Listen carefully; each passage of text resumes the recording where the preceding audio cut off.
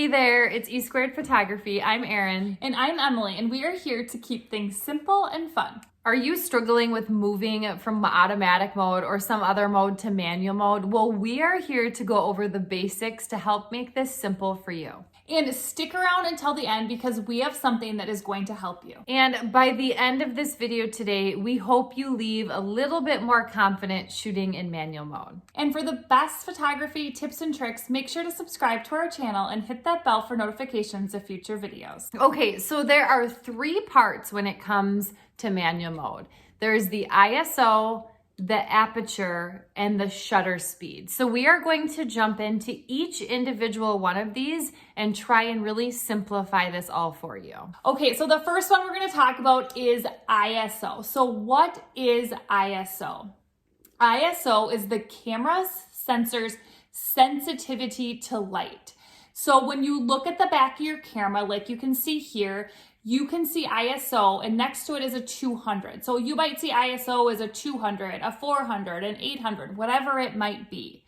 Now, ISO is the very first thing we set on our cameras at a session. So we get to the session, we set our ISO. So then what do these numbers actually mean? Well, a lower ISO, so let's say anywhere from 100 to 400, the sensor is less sensitive to light. So this is used in good lighting situations whenever there is daylight. So then a higher ISO, we'll say anything above 800, the sensor is more sensitive to light, and this can be used or be better used in poor lighting situations, such as when it's darker outside or if you are shooting indoors. All right, so we've gotten to the session, we've set our ISO depending on what kind of light we're dealing with, and now we are going to set our aperture. An aperture is the opening of the lens through which light passes. So you can see here in these 2 different diagrams of lenses,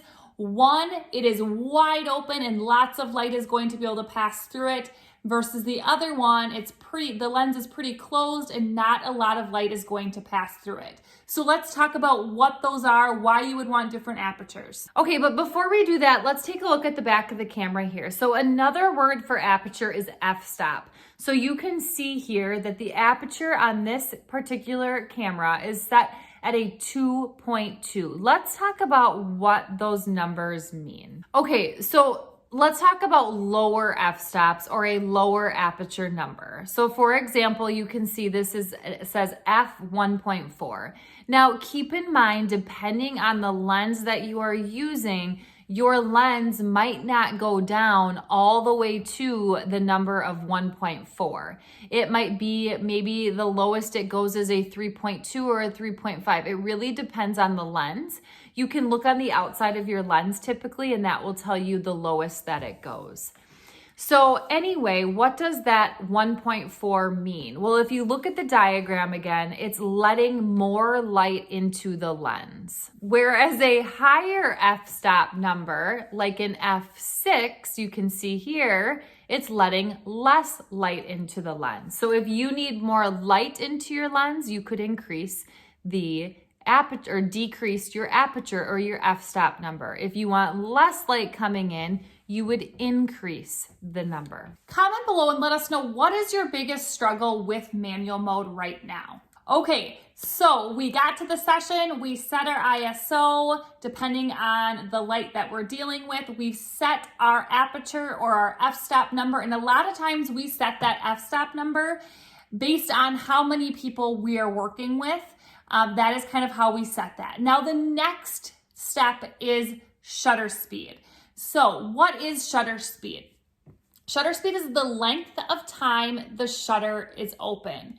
And you're going to see shutter speed written as 1/30 or 1/1000. Those are different shutter speeds. So now let's talk about when you would use certain shutter speeds. Okay, so if you look at the back of the camera here, this is just an example of where you would see or how you would see shutter speed written. So here, this camera is set to 1/800 for its shutter speed. So let's talk about what we would call a fast shutter speed. This would mean you have 1 over a larger number. So let's say 1/1000 or 1/2000. This means that there's less light coming in because the shutter's opening and closing much faster. It's fast, less light is going to be allowed in. This is really great to use when you have any sort of movement shot. Okay, so that is a fast shutter speed, which we love shooting with a fast shutter speed whenever we possibly can. Now, what does slow shutter speed mean? So this would be 1 over a smaller number. So 1 over 30, 1 over 60, those are slow shutter speed. And that allows more light to come into your lens because the shutter is opening and closing a lot slower. And as far as the shutter speed goes, we typically like to just make sure that we are at a 1 over 250 or higher, just in case we have any sort of movement that helps keep our images sharp. All right, so hopefully this was helpful in helping you understand what are the parts to manual mode.